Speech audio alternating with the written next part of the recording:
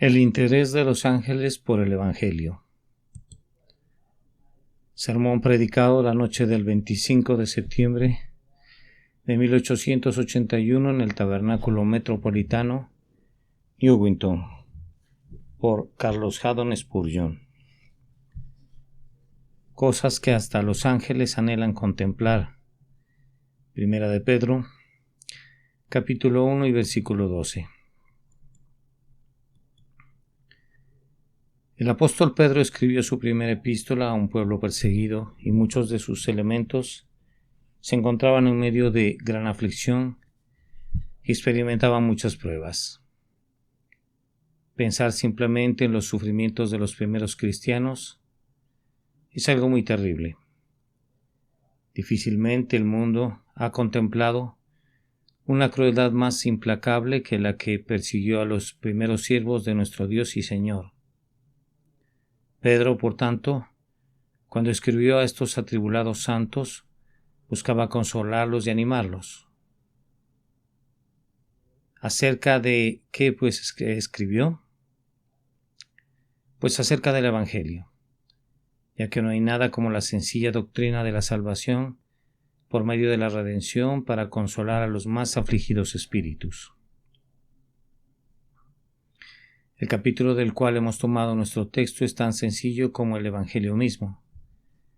Pedro les dice aquí a los extranjeros elegidos que nos hizo renacer para una esperanza viva, por la resurrección de Jesucristo de los muertos, para una herencia incorruptible, incontaminada e inmarcesible.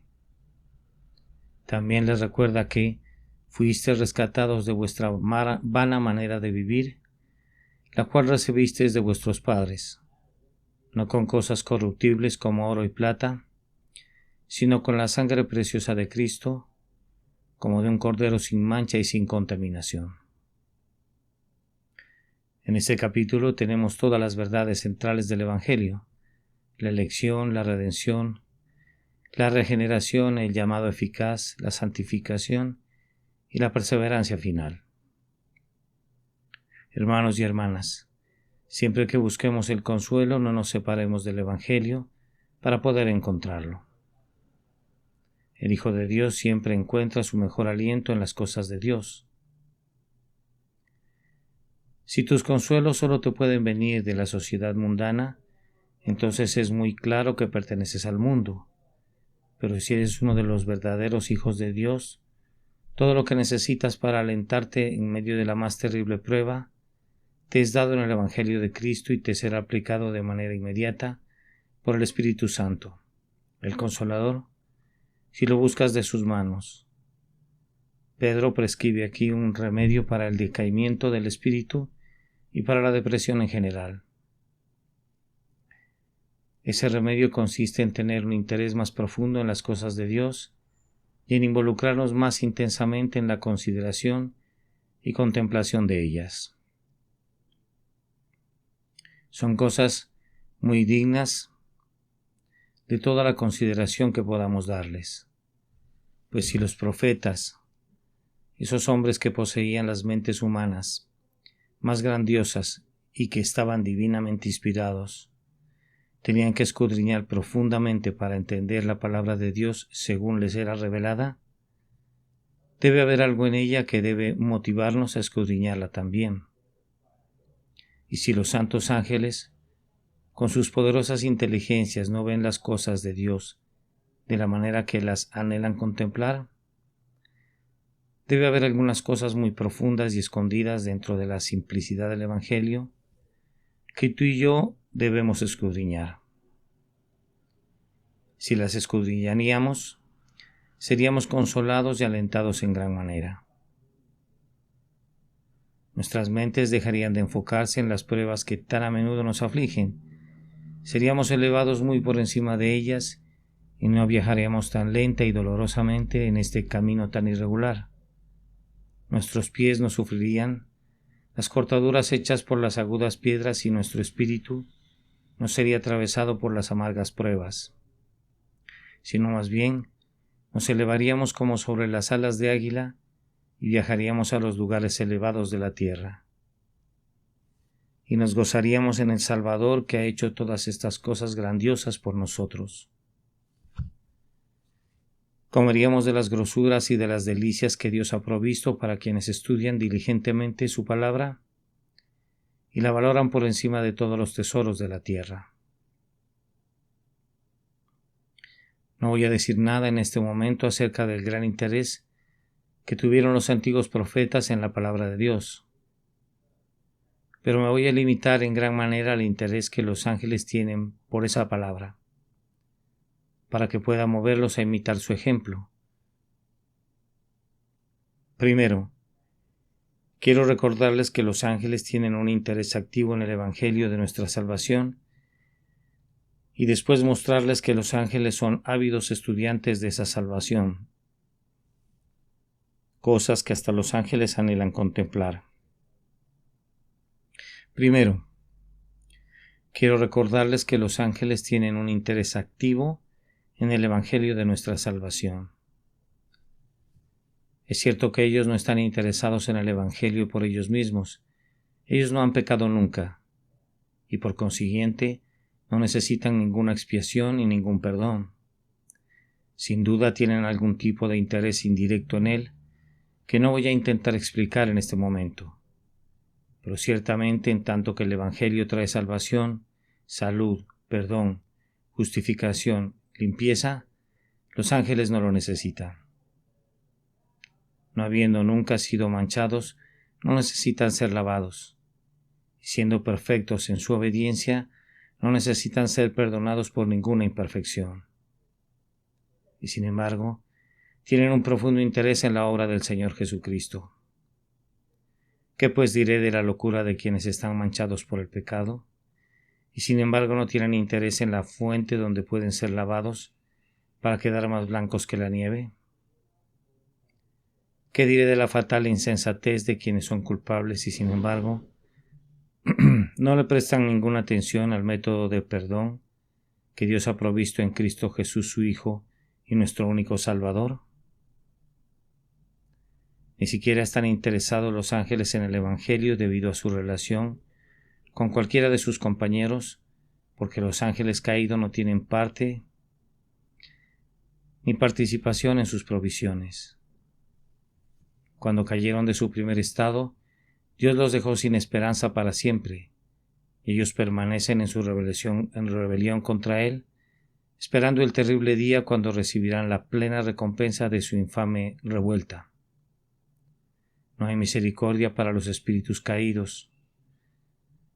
Vean cómo Dios ejerce su soberanía. Cuando tanto los hombres como los ángeles pecaron, Él pasó por alto a los pecadores de mayor condición y se fijó en los de menor rango. A los espíritus caídos los ha reservado bajo tinieblas en prisiones eternas para el juicio del gran día. Sin embargo, se fijó en los hombres, las criaturas de un día, con ojos de piedad y compasión, y envió a su Hijo a la tierra en nuestra naturaleza, para que nos redimiera de la ira que con toda justicia merecíamos. Los ángeles no tienen un interés directo en la muerte de Cristo ni en la sangre de Cristo, debido a alguna bendición que pueda venir por medio de él a algunos de sus antiguos compañeros angélicos, y sin embargo, son cosas que los ángeles anhelan contemplar. ¿Qué entonces? ¿Voy a pensar acerca de mí mismo y acerca de ti, hermano mío? Si siendo salvos nosotros mismos tenemos tan poco o ningún interés en el Evangelio, como uno de los medios de salvación de nuestros congéneres, qué vergüenza sería para nosotros si sintiéramos menos piedad por la humanidad que la que sienten los ángeles, puesto que los hombres son nuestros hermanos, y nada puede salvarlos sino solo el Evangelio de Jesús.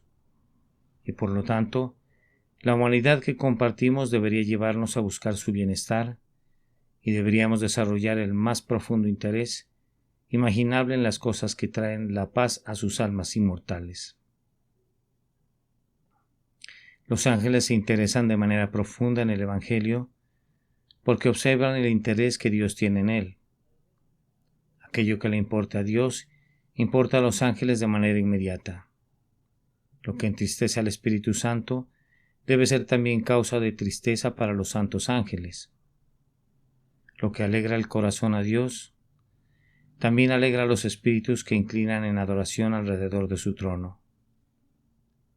Los santos ángeles exclaman, cada uno a su compañero: Dios es glorificado al salvar a los hombres pecadores. Nuestro bendito Señor y líder bajó a la tierra para llevar a cabo la redención de los caídos. Por tanto, aprendamos todo lo que podamos acerca de su obra maravillosa, y donde quiera que haya algo que podamos hacer para ayudar, estemos listos con nuestras alas desplegadas, ansiosos de volar para obedecer el mandato de Dios.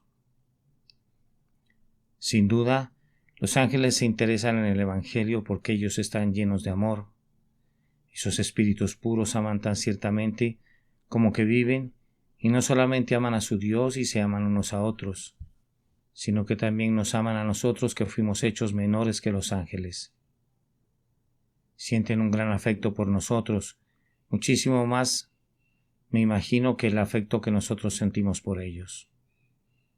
Somos sus hermanos menores, por decirlo así, y nosotros, por causa de nuestra carne y nuestra sangre, nos movemos en la esfera de lo material, mientras que ellos son espíritus puros. Sin embargo, no tienen envidia por el amor que Dios nos tiene, ni nos desprecian a causa de nuestras faltas y de nuestra insensatez, aunque pienso que a menudo se sorprenden de nosotros. Algunas veces deben estar listos a hacer preguntas relativas a nuestro extraño comportamiento, tal como lo hicieron dos de ellos cuando Cristo había resucitado de entre los muertos y María Magdalena estaba llorando fuera del sepulcro. Esos ángeles estaban llenos de gozo porque Cristo había resucitado. Por eso ellos le dijeron: «Mujer, ¿por qué lloras?». ¿Había algo por qué llorar cuando Jesús había resucitado de los muertos? Ah, amados hermanos, los ángeles se deben asombrar a menudo por nuestra causa y deben pensar que somos las criaturas más extrañas que pueden existir. Y sin embargo nos aman y por lo tanto se interesan mucho en ese evangelio que promueve nuestro más elevado bien.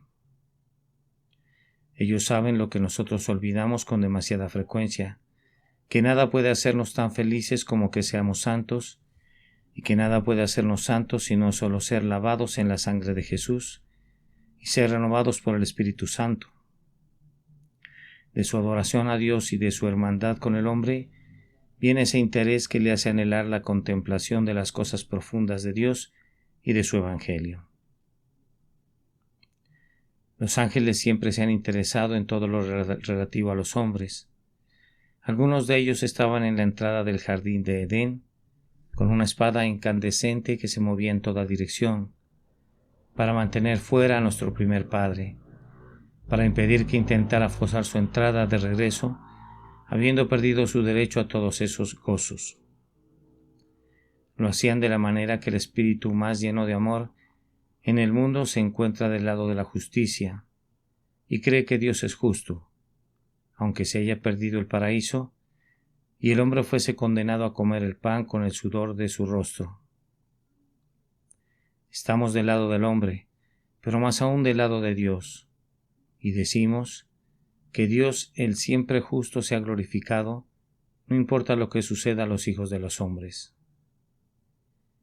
Después de ese día fatal de la caída, los ángeles constantemente velaron por los hombres aquí en la tierra, y frecuentemente hablaron a uno y a otro hombre conforme Dios los enviaba con mensajes de misericordia, ya sea para Abraham o para Isaac, o para Lot o para Jacob, o para algunos otros hombres, pero hubo un gran día cuando con pompa solemne los carros de Dios, que son miriadas de miriadas y millares de millares, bajaron al monte Sinaí. Cuando fue proclamada la ley, los ángeles estaban allí como cortesanos del gran rey, para añadir solemnidad a la declaración de la ley de Dios. Que ellos estuvieran presentes en esa augusta ocasión muestra su interés en los hijos de los hombres. Pero me gusta más hablarles de su venida para anunciar el nacimiento de Él, de quien cantamos: porque un niño nos es nacido, un hijo nos es dado. Cuando tuvo lugar ese nacimiento que ellos habían anunciado, con cuánta alegría vinieron y revolotearon sobre los campos de Belén, y cantaron el grandioso coro: Gloria a Dios en las alturas y en la tierra paz entre los hombres de buena voluntad. Fue su intenso interés en nosotros lo que los llenó de alegría porque había nacido nuestro Redentor. Entonces, como cantamos al comienzo de este servicio, en todos sus trabajos y rutas peligrosas, ellos ayudaron en cada uno de sus pasos. A menudo se detuvieron y pensaron, maravillados cómo al fin la escena de amor terminaría. En ese tiempo notable, cuando él fue tentado en el desierto y estaba con las fieras, cuando el demonio lo hubo dejado, los ángeles vinieron y le servían. Siempre estaban cerca de él mientras estuvo en la tierra, siempre acompañando de manera invisible sus pasos. Ustedes recuerdan cómo se le apareció un ángel que lo fortalecía cuando él estaba en su agonía en el jardín de Getsemaní. Fue una cosa maravillosa que el Hijo de Dios recibiera fortaleza que le fue infundida por medio de un mensajero angélico. Con qué interés teñido de espanto deben haber contemplado los ángeles a nuestro Señor sobre la cruz. Ellos vieron horrorizados ese horrible espectáculo al Señor de la Gloria en su muerte. Pero ellos se pusieron muy contentos cuando descendieron a su sepulcro vacío y entraron en él y cuidaban el lugar donde por un breve tiempo estuvo el sagrado albergue de su cuerpo. Ellos hablaron a sus discípulos y los consolaron, diciéndoles que él había resucitado de los muertos, y todo el tiempo se interesaron de tal manera en todo lo relacionado a él porque reconocían en él al Salvador de los hombres pecadores. Ellos trajeron su carruaje desde arriba para llevarlo a su trono. Batían sus alas poderosas y exclamaban: se ha completado la obra gloriosa. Y esto no es todo. Sabemos por la Escritura que no solo custodiaban al Salvador, sino que se regocijaban por los penitentes. El Señor Jesús nos ha dicho que hay gozo delante de los ángeles de Dios por un pecador que se arrepiente. Es decir, hay gozo en el corazón de Dios y los ángeles lo pueden ver. Están en la presencia de Dios y pueden ver que Dios está gozoso, y sabemos que ellos también comparten esa alegría. En la parábola de la oveja perdida, nuestro Salvador representa al pastor que reúne a todos sus amigos y vecinos y les dice: gozaos conmigo, porque he hallado a mi oveja que se había perdido. Y así lo hacen. Estoy seguro, ellos se gozan por cada individuo rescatado que es traído a casa sobre los hombros del buen pastor. Y, amados hermanos, ellos cuidan a cada uno de los creyentes. Este es uno de sus principales oficios, pues ¿acaso no son todos espíritus servidores enviados para ministrar a favor de los que han de heredar la salvación? Esa promesa que Satanás citó impropiamente es verdadera para cada hijo de Dios, pues a sus ángeles dará órdenes acerca de ti, para que te guarden en todos tus caminos. En sus manos te llevarán, de modo que tu pie no tropiece en piedra. ¿De cuáles males espirituales nos protegen? No está a mí intentar decirlo, ni tampoco intentar describir cómo, a menudo, a cierta altura, hay fieros combates entre los demonios del infierno y los espíritus buenos del cielo, o cómo el príncipe del poder del aire es derrotado y hecho batir en retirada por Miguel, el arcángel, cuando viene a cuidar al cuerpo viviente de Cristo. Igual que en tiempos pasados, guardó el cuerpo sin vida de Moisés. Ah, que poco nos damos cuenta de cuánto les debemos a estos agentes invisibles del siempre bendito Dios. Ellos están profundamente interesados en todos sus hijos. La parábola nos dice que Lázaro murió y fue llevado por los ángeles al seno de Abraham. No intentaré explicar lo que significa esa expresión, pero tengo la absoluta certeza que cuando mueren los que aman al Señor, los ángeles tendrán algo que ver con su partida y con su entrada en el mundo de los espíritus felices, así como también al momento de entrar a la presencia del Señor, nuestro Dios. Me encanta el relato de Bunyan cuando los peregrinos atraviesan el río y los seres brillantes los reciben al otro lado y los llevan por la empinada subida hacia la ciudad celestial, donde ven con gozo el rostro de su Señor y ya no salen nunca jamás de allí. Pero nuestra relación con ellos no termina allí, pues cuando estemos en unión con Dios eternamente y no tengamos el riesgo de caer ni de pecar, los ángeles harán crecer la música de nuestro canto continuo, pues ellos cantarán: digno es el Cordero que fue inmolado de recibir el poder, las riquezas, la sabiduría, la fortaleza, la honra, la gloria y la alabanza. Sin embargo, nosotros podremos cantar lo que ellos no pueden, porque tú fuiste inmolado y con tu sangre redimido para Dios gente de toda raza, lengua, pueblo y nación. Tú los has constituido en un reino y sacerdotes para nuestro Dios, y reinarán sobre la tierra. Mas aún, estos queridos servidores de nuestros pasos peregrinos aquí en la tierra, estos pacientes guardianes de nuestras horas nocturnas, estos guías angélicos que serán nuestros compañeros en la muerte, cuando la esposa y el hijo y el amigo no puedan ya continuar con nosotros, estos gloriosos seres aprenderán de nuestros labios en el cielo nuevas manifestaciones de la sabiduría de Dios. Se congregarán a nuestro alrededor sorprendidos y llenos de regocijo, cuando cada uno de nosotros, uno por uno, estemos de pie en el mar de vidrio semejante al cristal, y nos pedirán que repitamos una y otra vez las maravillas del amor redentor, y que les digamos lo que significó la conversión y lo que significó la santificación, y cómo el poder y la sabiduría y la gracia y la paciencia de Dios se manifestaron en la experiencia de cada uno de nosotros, y seremos sus gozosos maestros en este mundo sin final. ¿Acaso no les he demostrado que los ángeles se interesan activamente en el Evangelio de nuestro Señor y Salvador Jesucristo? ¿Y acaso no puedo regresar a este punto práctico preguntando: ¿también tú te interesas activamente en el Evangelio? ¿Tú en cuya naturaleza pereció Cristo? Ustedes, hijos de los hombres, ustedes que deben perderse para siempre a menos que la sangre preciosa del Cordero sangrante sea rociada sobre ustedes. ¿Acaso a ustedes no les importa? ¿A ustedes que pasan, acaso no les importa que Jesús deba morir? Fue por gente como ustedes que Él murió, por los culpables hijos e hijas de los hombres, porque ciertamente Él no tomó para sí a los ángeles, sino a la descendencia de Abraham. Escogió a los hombres, no a los ángeles. ¿Se deben entonces los ángeles interesar en el Evangelio? ¿Y acaso no te debes interesar tú en ese Evangelio? ¿Tú a quien concierne especialmente?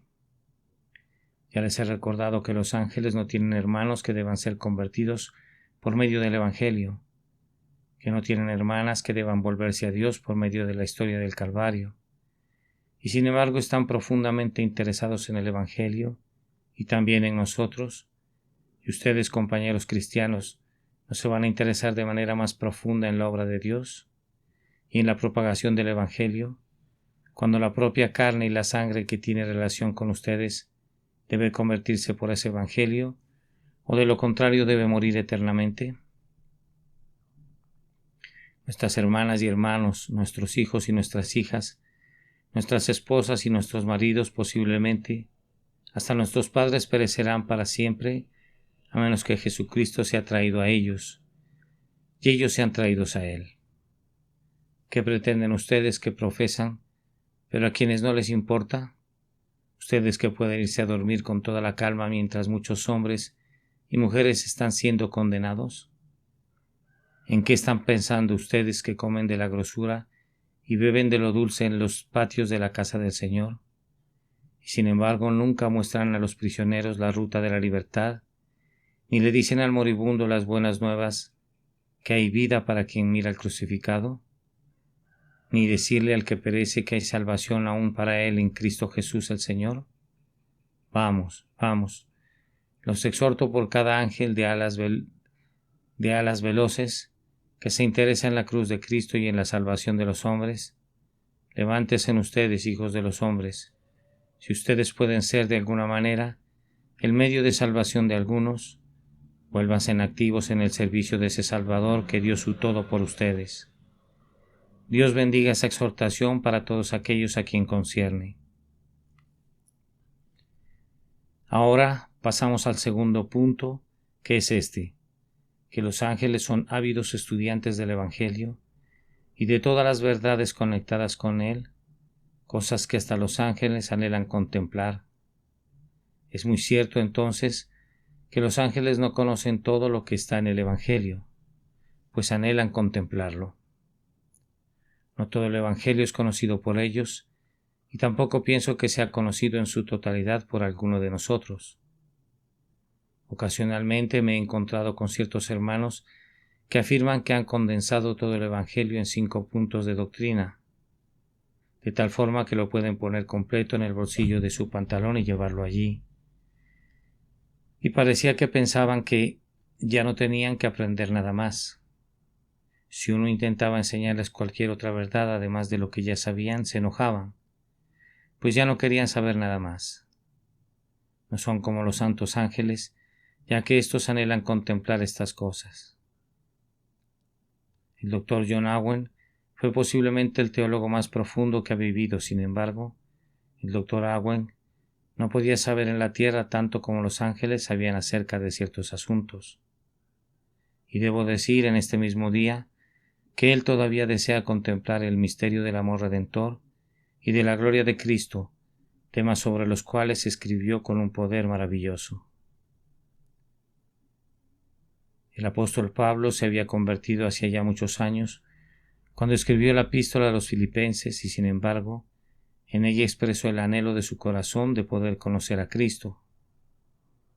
¿Pero acaso no lo conocía? Y si Pablo no lo conocía, ¿quién entonces lo conocía? Sin duda, él sentía que había tanto de Cristo que no había conocido, que lo que no conocía llegaba a ser que lo que conocía llegaba a ser muy poco. Me he dado cuenta que la palabra perfección se usa volublemente por algunas personas, quienes me dieron la impresión que conocían muy poco sobre su significado. Pero, ¿acaso algún hombre cuerdo pretenderá haber alcanzado la perfección en el conocimiento? Pablo escribía a los Corintios: si alguien se imagina que sabe algo, aún no sabe nada como debería saber. El misterio de la redención estaba oculto en Cristo desde la eternidad y solo fue manifestado a la Iglesia y aún a los ángeles de manera gradual.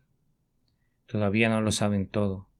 En relación a su segunda venida, nuestro Señor les dijo a sus discípulos: pero acerca de aquel día y hora nadie sabe, ni siquiera los ángeles de los cielos, ni aun el Hijo, sino solo el Padre. El demonio tampoco lo sabe todo. Estoy seguro que Satanás no sabía que Cristo vino al mundo para redimir a los hombres muriendo por ellos. O de lo contrario, nunca los hubiera incitado a matarlo. Hubiera sido demasiado astuto para eso. Habría intentado de ser posible mantener a Cristo vivo para que no hubiéramos podido ser redimidos por él. El diablo no sabe tanto como cree que sabe aún ahora, y a menudo puede ser menos listo que un simple hijo de Dios. Quien sabe cómo creer en Dios y es lo suficientemente valiente para hacer lo correcto. Ni los hombres, ni los profetas, ni los ángeles, ni los demonios conocen todavía todo lo concerniente al Evangelio. Necesitan continuar estudiando todavía y contemplando de la manera que lo están haciendo los santos seres ante el trono de Dios. Cosas que hasta los ángeles anhelan contemplar. Pero, hermanos míos, aunque ellos no conocen todavía todo lo concerniente a Cristo y a su Evangelio, quieren conocer todo lo que puedan. Tienen muchos otros temas para estudio. Están todos los otros mundos que Dios ha hecho, y posiblemente ellos tienen la libertad de recorrerlo todos. Sin embargo, no leo con referencia a las maravillas de la astronomía, cosas que hasta los ángeles anhelan contemplar. Sin duda los ángeles saben más acerca de las edades antiguas de este mundo que todos nuestros científicos. Ellos podrían decir muchas cosas más acerca de las diversas formaciones y estratos que los geólogos comentan, y sin embargo no encuentro ningún registro que diga que los ángeles anhelan contemplar en particular estas cosas. Cuando Dios creó el mundo, aclamaban juntas las estrellas del alma y gritaban de júbilo todos los hijos de Dios. A menudo han admirado los arreglos providenciales de Dios y han alabado al gobernante sabio que guió a todas las cosas con infinita sabiduría. Pero ahora sus principales contemplaciones parecen fijarse en Cristo y su Evangelio. Analicen 2 o 3 pasajes de la Escritura. Vayan primero a Éxodo 25:20, donde leemos lo relacionado a los querubines que pertenecen a un orden de los ángeles. Los querubines extenderán las alas por encima, cubriendo con sus alas el propiciatorio. Sus caras estarán una frente a la otra. Las caras de los querubines estarán mirando hacia el propiciatorio. Hacia el propiciatorio, como si sus ojos estuvieran fijos de continuo sobre la redención de Cristo, la propiciación obtenida por su sacrificio. En el día de Daniel, estos benditos espíritus se interesaron con el máximo interés concebible en saber todo lo que pudiera acerca de nuestra redención. Si buscan en el capítulo 8 del libro de Daniel, en su versículo 13 podrán leer lo que ese hombre de Dios escribió. Entonces oía un santo que hablaba, y otro de los santos preguntó al que hablaba: ¿hasta cuándo será solo visión el sacrificio continuo? ¿Y durará la rebelión desoladora? ¿Y serán pisoteados el santuario y el ejército? ¿Hasta cuándo? Esa fue la pregunta que los santos hicieron mucho antes que Cristo descendiera a la tierra. Lean también el capítulo 12 en el versículo 5. Yo, Daniel, miré, y aquí que 2 estaban de pie, uno de este lado en la orilla del río, y el otro al otro lado en la orilla del río. ¿Cuándo será el final de estas cosas sorprendentes? Preguntaban una y otra vez ¿hasta cuándo? Todos sus pensamientos se concentraban en las cosas de Dios y anhelaban contemplarlas. Ahora, quiero que recuerden, para que sirva para humillarnos, que los ángeles tienen intelectos muy penetrantes. Creo que sus poderes de pensamiento nos superan en mucho, y sin embargo, aunque han aprendido tanto acerca del Evangelio, ellos no pretenden ir más lejos que esto. Ellos anhelan contemplar estas cosas. Tú y yo tal vez suponemos que sabemos todo acerca del Evangelio y que no necesitamos tener horas de estudio y de oración y de unción del Espíritu Santo. Pobre tontos miserables, los ángeles, que son ampliamente superiores que nosotros en inteligencia, no han ido más lejos que tener el deseo de aprender y conocer. Me temo que muchos de ustedes no han ido tan lejos como eso. Es una cosa grandiosa anhelar la contemplación de estas cosas. Demuestra que ya sabemos algo de su valor cuando deseamos conocer más. Recuerden también que los intelectos de los ángeles nunca han sido desviados por el prejuicio. No hay nadie entre nosotros que no tenga prejuicios de algún tipo. Nuestros padres nos desviaron en una dirección y nuestros compañeros nos han desviado de otra manera, y todos nosotros tenemos la propensión de tener un punto de vista parcial de las cosas, aunque estemos perfectamente ignorantes de nuestro prejuicio, y algunas veces nuestro prejuicio nos impide ver claramente. Pero no sucede así con los ángeles. No hay ninguna viga, ni siquiera una brizna en su ojo. Su conocimiento no es infinito, pero en sí mismo es un conocimiento maravilloso. Sin embargo, aun ellos no pueden ver todo lo que hay en el Evangelio, pues tanto de él como del amor de Dios pueden decirse en verdad. Los primogénitos hijos de la luz desean en vano ver sus profundidades. No pueden alcanzar el misterio, ni la longitud, ni la anchura, ni su altura. De nuevo, otra vez, los ángeles han estado contemplando durante largo tiempo estas cosas. Desconozco cuál sea la edad de los ángeles. No sabemos de ninguna creación de ángeles desde la creación del mundo. En las épocas antiguas, antes que el hombre pisara esta tierra, los ángeles ya habían empezado a pensar en contemplar las maravillas de la gracia de Dios. Sin embargo, después de miles de años no comprenden plenamente los misterios del amor que redime. Ah, mis hermanos y hermanas, el Evangelio es una cosa ilimitada. De la misma manera que la ruina de ustedes era infinita y horrible más allá de toda concepción, y ay del hombre que intenta probar que no hay sino un infierno pequeñito, y un Dios pequeñito y una ira de Dios pequeñita. Tan ciertamente como su derrocamiento fue inconcebiblemente terrible, así los designios de Dios para su redención y su exaltación en Cristo son inconcebiblemente magníficos. Y aún no se ha manifestado lo que seremos. Algunos de nosotros tenemos grandes expectativas acerca de lo que Dios va a hacer de sus criaturas que están ahora encerrados en carne y sangre. Pero nuestras expectativas más elevadas serán probablemente excedidas por la gloriosa realidad. Aún los ángeles no saben plenamente todavía, después de todo su estudio, lo que el poderoso amor de Dios ha hecho y todavía hará por nosotros. No olviden tampoco, queridos amigos, que los ángeles no están sujetos a tales debilidades como nosotros. Sé que he olvidado más de lo que conozco ahora, y yo supongo que a la mayoría de ustedes les ha ocurrido lo mismo. Y cuando hemos aprendido algo, somos a menudo como la gente que recoge el agua con la mano, muy pronto no le queda nada. Nuestras memorias son como tejidos de cédulas perforadas. Los ángeles, sin embargo, no tienen tales fallas mentales. Nunca han pecado y por lo tanto ellos deben estar libres de nuestras debilidades. Sin embargo, aunque son muy superiores a nosotros en este respecto, esta es la posición que han alcanzado.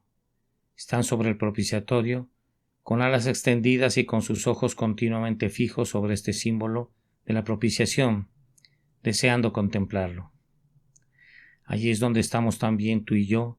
Si somos verdaderamente humildes, sentimos que hasta aquí hemos llegado. Ahora preguntémonos, ¿cuáles son esas cosas que los ángeles anhelan contemplar?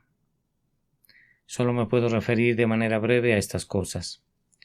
En primer lugar, la encarnación, vida y muerte de nuestro Señor y Salvador Jesucristo, la manera en que Dios puede ser justo y sin embargo justificar al impío, ese arte sagrado por el cual el sufrimiento del legislador compensó de manera suficiente a la ley ofendida, el poder maravilloso de sus sufrimientos en lo relativo a Dios y en lo relativo al hombre, cómo estos sufrimientos han quebrantado los corazones de los hombres y los han separado de sus pecados, cómo les han dado gozo y paz y los han unido a su Dios para siempre. Tú y yo solo hemos visto el vislumbre sobre la superficie del enrojecido mar de la redención. No podemos entender ni altura, ni profundidad, ni longitud, ni anchura de los sufrimientos y la muerte de Jesucristo, nuestro Señor. Por tanto, anhelemos contemplar esas cosas tal como los ángeles lo hacen. A continuación, ellos anhelan conocer algo relativo a la resurrección de Cristo. ¿Cómo puedes saber eso?, preguntas tú. Pues el versículo anterior al que contiene a nuestro texto habla de las aflicciones que habían de venir a Cristo y las glorias después de ellas. Así, los ángeles aman pensar en Cristo que resucitó de los muertos, en Cristo que subió a los cielos y en Cristo que vendrá en su gloria. Anhelan contemplar ese misterio y aprender cómo el glorioso Dios puede ser todavía más glorioso al tomar él mismo nuestra naturaleza y de esa manera engrandecer su gracia sobre todo su nombre, al redimir a los hombres caídos y al elevarlos a la comunión con Dios. Los ángeles anhelan mirar todo el misterio de los corazones de los hombres, cómo han caído, cómo son regenerados, cómo son preservados, cómo son santificados, cómo son fortalecidos, cómo son enseñados, cómo son perfeccionados. Hay un campo maravilloso para que lo inspeccionen allí, en el trabajo del Espíritu Santo sobre los hijos y las hijas de Adán, por la muerte de Cristo. Y los ángeles también anhelan saber qué es lo que va a hacer Dios con este pobre mundo. Es un terrible problema para nosotros y también así lo es para ellos, espero. ¿Acaso pueden descifrar este mundo? ¿Alguna vez trataron de entenderlo? ¿Es un hueso muy difícil de roer? Todos estos millones de hombres que mueren continuamente sin Dios y sin Cristo y sin esperanza, ¿qué es lo que les quedará de todo eso? ¿Cómo resultará que Dios es glorificado al final cuando perecen tales muchedumbres? Hay algunos hermanos que piensan que lo saben todo acerca de este misterio. Tienen una filosofía que lo explica todo. Yo no tengo tal filosofía ni quiero tenerla tampoco. A veces descubrí cuando era un niño que me resultaba muy agradable estar con mi padre. y oírlo hablar aun cuando no podía entender plenamente acerca de lo que estaba hablando. Así encuentro que es una bendición acercarme a Dios y ver lo que está haciendo, aun cuando no sé lo que está haciendo, porque estoy plenamente convencido que Él no puede hacer nada malo. Todavía los ángeles y los hombres se pueden unir en el común anhelo de contemplar la obra maravillosa de la providencia y de la gracia de Dios. Pero los ángeles también anhelan contemplar la gloria que vendrá. ¿Cuál es la gloria que todavía vendrá a esos espíritus de los hombres justos hechos perfectos, quienes todavía no poseen cuerpos glorificados, pero que los están esperando para cuando suene la trompeta de la resurrección? ¿Cuál será la gloria de ese momento, cuando en un abrir y cerrar de ojos los muertos serán resucitados sin corrupción y los que viven serán transformados? ¿Y cuál será la gloria de esa terrible hora cuando el cielo y la tierra se junten ante el último tribunal, y sobre el gran trono blanco se siente el juez y todos los hombres nacidos de mujer se congregarán ante él para rendir cuentas de todos los actos realizados mientras estaban en sus cuerpos, sin importar si han sido buenos o si han sido malos? ¿Y cuánta gloria no habrá antes que ese día haya determinado, cuando sobre todo el universo de los pecadores se vuelquen las olas de la ira infinita de Dios y se hundan hasta el fondo como una piedra para nunca volver a mancharla a la tierra? ¿Y cuánta gloria no habrá cuando todos los que están a la diestra del Rey, todos los lavados con sangre, todos los redimidos se dirigirán a sus tronos sempiternos para sentarse por toda la eternidad con su líder conquistador, y reinarán eternamente, compartiendo en el palacio del Rey, adorando eternamente, bendiciendo eternamente su santo nombre? Oh, cuánta gloria no habrá. No voy a intentar describirla, pues aún los ángeles que están en el cielo anhelan contemplar este misterio, pues aún ellos conocen escasamente cuál será la gloria de la asamblea de los primogénitos que están inscritos en los cielos. Ustedes saben que los griegos tenían de vez en cuando una reunión de toda la nación en lo que ellos llamaban su asamblea general. Todo mundo estaba representado allí, el poeta y el filósofo, el dramaturgo y el militar. Todas las glorias de Grecia se encontraban reunidas allí. Bien, vendrá una asamblea general, un concilio ecuménico de toda la Iglesia de Dios, y cuando todos estén allí en las llanuras del cielo, profetas, confesores, apóstoles, mártires, hombres y mujeres humildes de todas las partes del mundo, sin que ningún redimido esté ausente, sino que todos allí reunidos con su Rey, en medio de ellos, qué grito de victoria, qué aleluyas, qué himnos de gozo, qué triunfantes invitaciones al júbilo. Darán la bienvenida a ese alegre día. Por la gracia de Dios yo estaré allí. Querido lector, ¿estarás tú allí? ¿Estás seguro de eso? Si es así, que la gozosa anticipación de eso alegre tu corazón aún ahora. Aunque tú no sabes cuál será la completa realización de eso, pues aún los ángeles que han visto reuniones menores de los santos, no han visto la única asamblea universal, la reunión de todos los clanes, la coronación del príncipe, las bodas de la novia, la esposa del Cordero y toda la gloria de Dios, y el esplendor de la infinita brillantez meridiana que será desplegada ante los ojos maravillosos de los santos elegidos de Dios y los ángeles elegidos de Dios. Ellos desconocen lo que será, y tú tampoco lo sabes, pero nosotros, al igual que ellos, anhelamos contemplar esas cosas, y espero que todos anhelemos estar allí. Ahora, permítame concluir diciendo que, al igual que los ángeles, son tan profundos estudiantes de las cosas de Dios, tratemos de serlo nosotros también. Quisiera poder motivar a todos mis queridos amigos que son salvos para que intenten contemplar más de cerca las cosas de Dios. Me temo que vamos a tener una proporción mayor de creyentes superficiales de la que hemos tenido en el pasado, pues tenemos muchísima gente que siempre está quejándose de su religión. Que Dios los bendiga y dejen que se quejen tan alto como quieran, pero quisiera que tuvieran algo más de qué quejarse. Hay algunos que siempre están exclamando: cree, cree, pero lamentablemente ellos no podrían decirte en qué es en lo que se debe creer. Y muchos gritan aleluya, pero no saben lo que significa aleluya, o de lo contrario serían mucho más reverentes hacia esa bendita palabra. Alabado sea Jehová. Queremos, hermanas y hermanas, que ustedes que son salvos, busquen saber cómo y por qué ustedes fueron salvados. Los que tienen una esperanza de salvación deben saber la razón de esa esperanza que está en ellos. Estudien mucho las Escrituras. En los días de los puritanos existía un número de cristianos contemplativos que se encerraban para estudiar la palabra del Señor y así se convirtieron en teólogos consumados. Tal vez algunos de ellos no eran tan prácticos ganando almas como debieron haberlo sido, pero ahora nos estamos yendo hacia el otro extremo. Tenemos a muchos que andan acelerados de un lado al otro y que afirman que alimentan al pueblo, pero ¿qué les dan como alimento? ¿Dónde está el pan, Señor? Oh, no podría permitir que esta pobre gente tenga que esperar. Pero, ¿por qué no vas y llenas tu canasta? ¿La tienes vacía? Oh, no tuve tiempo de hacer eso. Quería ir y darles. ¿Darles qué? ¿Darles la mitad de la canasta vacía que has traído? Eso no les hará bien. No hay nada mejor que tener buena semilla en la canasta hasta cuando sales a sembrar, y cuando vas a alimentar al pobre no hay nada como tener un buen pan que darle.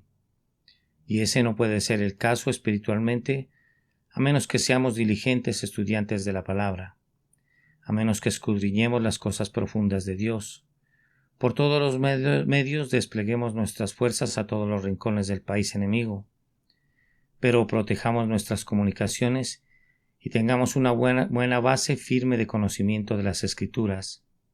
De otra forma, el mal vendrá a enfrentarse a nuestras desparramadas fuerzas.